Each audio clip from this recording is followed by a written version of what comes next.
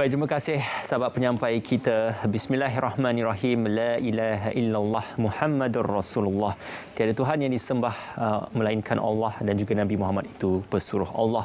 Sudah pastinya lafaz itu melambangkan bahawasanya umat Islam ataupun mereka yang mengaku sebagai Islam mengagungkan dan juga Rabbani ataupun Rabb Allah Subhanahu Wa Taala itu sebagai yang satu. Jadi dalam perihal melafazkan kalimah syahadah ini, kita juga ingin menyatakan tentang bagaimana MAIS memudahkan pendaftaran saudara baru ataupun sahabat-sahabat baru kita masuk ke dalam agama Islam. Jadi untuk kita bercakap lebih lanjut tentang perkara ini, kita terus saja bersama dengan yang berbahagia Ustaz Suhaimi bin Ismail, Pengarah Pembangunan Sosial MAIS. Assalamualaikum. Selamat pagi. Apa khabar Ustaz? Waalaikumsalam. Alhamdulillah. Juga terima kasih Ustaz kerana bersama dengan kami, dan juga sekalung tahniah dan terima kasih juga kerana memudahkan pendaftaran saudara-saudara baru kita untuk mengenali agama kita yang syumul ini. Ustaz, untuk kita bercakap dengan lebih lanjut tentang terma mu'alaf yang digunakan itu, apa sebenarnya yang dimaksudkan dengan terma mu'alaf itu, Ustaz?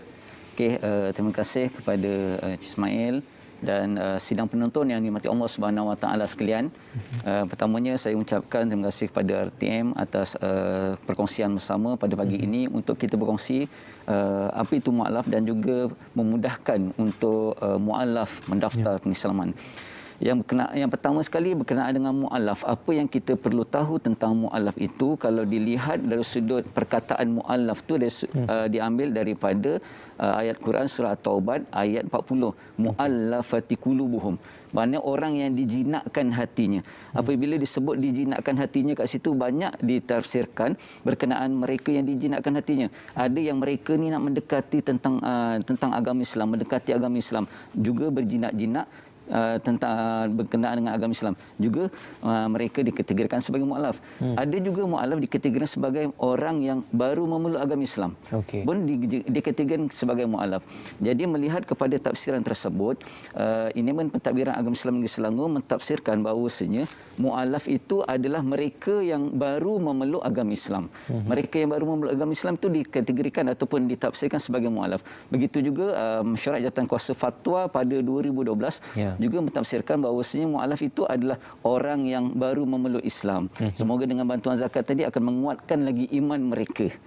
Jadi orang yang baru memeluk Islam inilah dikategorikan sebagai ataupun dinamakan sebagai mu'alaf. Tetapi panggilan selepas itu ada juga yang memanggil dia sebagai saudara baru, ada yang memanggil dia mu'alaf, ada yang memanggil juga sebagai saudara kita, dan mengikut orang kata tempat masing-masing. Ala kulli halnya, mereka ni semua adalah orang yang sebelum ni bukan beragama Islam, tetapi mereka masuk Islam dan juga didaftarkan, dan mereka ni dipanggil sebagai mu'alaf, dan daripada pelbagai bangsa. Ada yang daripada bangsa India, Cina, Kadazan dan sebagainya.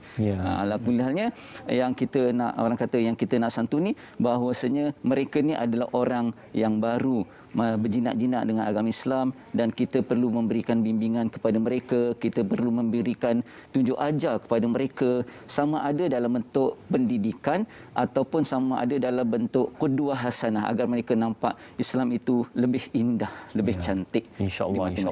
Masya-Allah Ustaz. Tugas untuk kita mengenali agama Islam itu dengan mendalam tidak boleh hanya dikerjakan dalam masa sehari ataupun seminggu. Sudah pasti memakan masa yang lama juga untuk mengenali dan juga menekuninya. Dalam perihal ini, siapakah yang bertanggungjawab untuk menguruskan dan juga membantu dalam perihal pendaftaran dan juga membantu mereka yang ingin berjinak-jinak ataupun mengenali tentang Islam ini? Okey, terima kasih. Berkenaan dengan perkara tersebut, perlu kita ketahui dan perlu kita fahami bahawasanya ada dua perkara yang besar. Satu untuk memberi ataupun satu untuk mengajar dan juga membimbing mereka, seterusnya mensyahadahkan mereka, itu satu. Yang kedua, untuk proses pendaftaran. Dia ada dua perkara yang besar yang perlu dipahami. Bukan berarti maknanya apabila orang nak masuk Islam, mereka kena daftarkan, tapi tak dibimbing ataupun tidak diberi penjelasan. Dalam konteks ini, MAIS ataupun Majlis Agama Islam Selangor memberikan panduan kepada orang awam, termasuk sekali masjid-masjid dan juga surau-surau, untuk mengenal pasti ataupun untuk memahami dua perkara penting ini. Yang pertama sekali, untuk memberikan penerangan ataupun syahadah. Dalam proses memberikan syahadah ataupun penerangan, mereka ni perlu faham apa yang nak dijelaskan.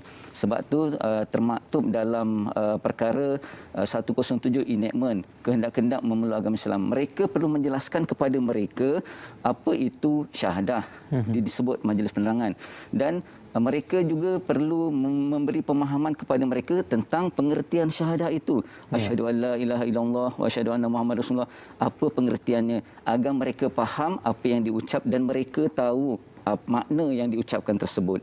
Dan mereka kena pastikan orang yang syahadah ini mereka syahadah dengan kerelaan hati mereka. Perkara ini dibuat dalam satu majlis, ataupun perkara ini dilaksanakan dalam satu, orang kata satu majlis yang kena ada orang yang akan memberi penjelasan dan kena ada saksi yang menyaksikan. Kita tak nak nanti ada dakwa kerana dia kata dah syahadah tapi sebenarnya tak berlaku syahadah, ataupun orang mendakwa dia dah syahadah sebenarnya dia tak pernah syahadah dan sebagainya. Jadi perlu ada dalam satu majlis syahadah yang orang mensyahadahkan dan juga ada yang menyaksikan syahadah tersebut. Dan perkara ini boleh dilaksanakan oleh siapa-siapa sahaja yang diberi taklif. Mana kita orang dah dewasa yang diberi taklif boleh melaksanakan syahadah dengan syarat kita dah beri penjelasan kepada mereka dan dipaham tentang agama Islam dan dia nak masuk dengan rela hati. Itu yang penting.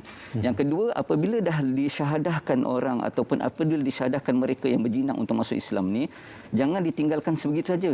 Perlu dibawa kepada pusat-pusat pendaftaran ataupun majlis agama ataupun pejabat agama untuk didaftarkan agar ada satu identiti kepada mereka yang baru masuk Islam ni, mereka telah didaftarkan dan ada kad untuk mereka pegang dan ada kad untuk mereka tunjukkan, buktikan yang mereka ni dah syahadah.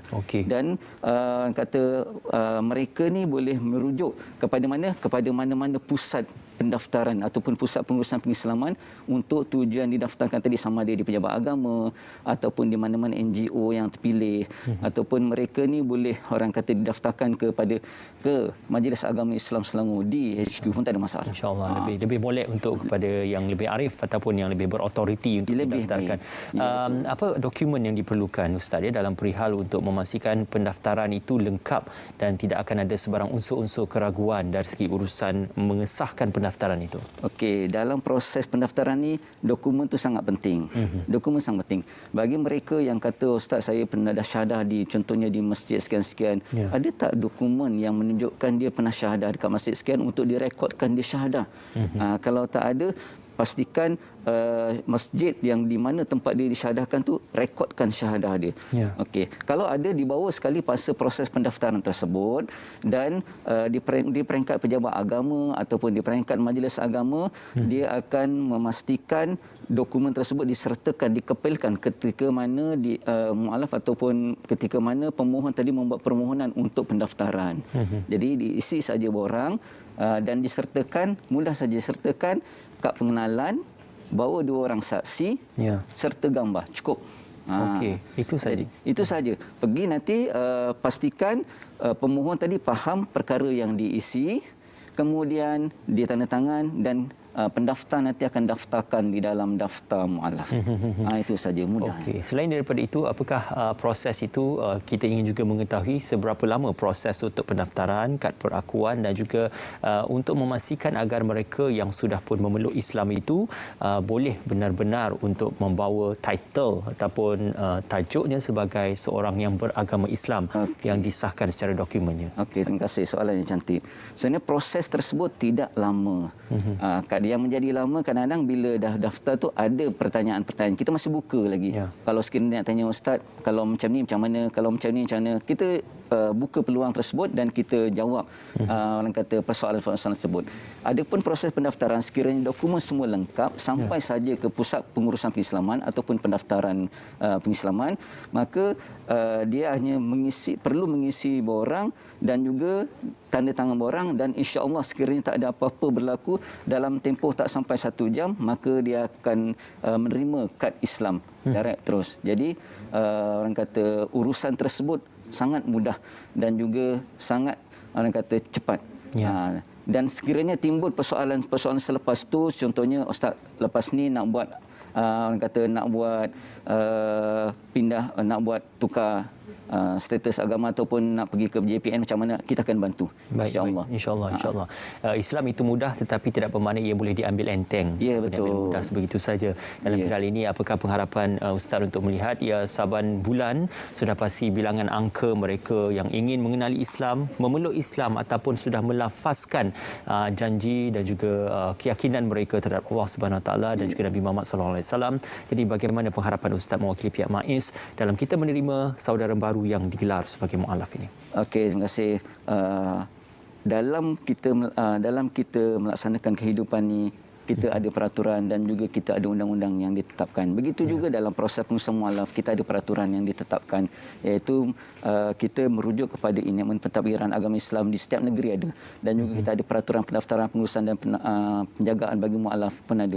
Jadi saya mengharapkan kepada mereka yang di luar sana, sama ada mereka ada saudara baru ataupun saudara-saudara mereka ni nak memeluk Islam, maka jangan setakat disyahadahkan semata-mata, tapi perlulah dirujuk ataupun didaftarkan di mana-mana pejabat agama Islam daerah ataupun majlis agama Islam negeri-negeri, agar mereka yang telah syahadah mereka mempunyai satu identiti khas yang mereka boleh dijadikan rujukan untuk berurusan di mana-mana jabatan dan urusan-urusan yang mereka terpaksa laksanakan selepas mereka masuk Islam. Dan itulah sebagai orang kata sebagai identiti baru, dan tak semestinya orang kata perlu menukar nama kepada nama yang baru, tetapi kalau nama yang ada pun cantik, boleh dikekalkan sebagai menjaga juga hubungan kekeluargaan kepada asalkan membawa makna yang baik. InsyaAllah, insyaAllah.